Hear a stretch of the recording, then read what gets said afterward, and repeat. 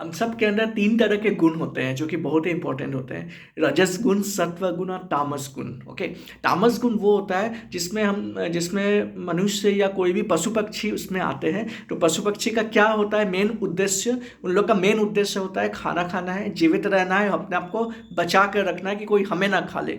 तो वो किसी और के बारे में नहीं सोच सकते, वो प्रगति के बारे में नहीं सोच सकते, तो वो तामसिक नेचर में आता है। फिर आता है सात्विक गुण। ओके, सात्विक गुण वो होता है जिनको पता होता है, ज्ञान होता है कि हमें क्या करना चाहिए लाइफ में, हमें औरों के बारे में अच्छा सोचना चाहिए।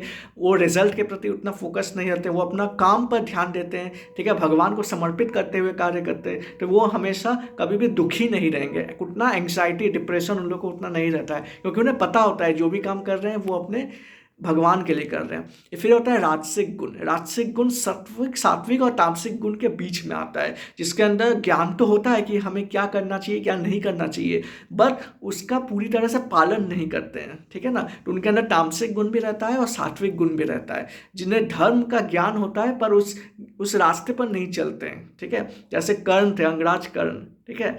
तो महाभारत में पता होगा कि अंगराज कर्ण के पास कितना पावर था, उनको धर्म का कितना ज्ञान था, लेकिन फिर भी उन्होंने दुर्योधन का साथ दिया, जिसके वजह से वो आखिरी में मारा गया। उनको कृष्ण भगवान ने इतने बार समझाया, इतना उन्हें ज्ञान दिया कि क्या तुम सही रास्ते पर नहीं आओगे, तो उन्हें बहुत बार समझाने की कोशिश की, इतना अवसर दिया, बट वो नहीं माना।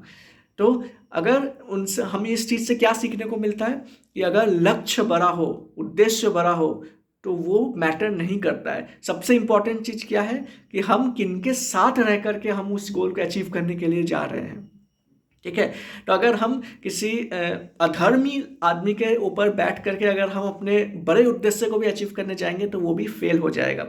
तो अगर गोल बड़ा है, उद्देश्य बड़ा है, तो फिर हमें सही सारथी के साथ उस उद्देश्य के पास जाना बहुत ज़रूरी है, वरना गोल बड़ा होने पर भी, उद्देश्य बड़ा होने पर भी वो पूरा नहीं होगा, क्योंकि आप जिस साधन से वहाँ तक पहुँचने की कोशिश कर रहे थे वो अधर्म से होते हुए जाता है, और भगवान किसी भी अधर्मी को साथ नहीं देते, ठीक है।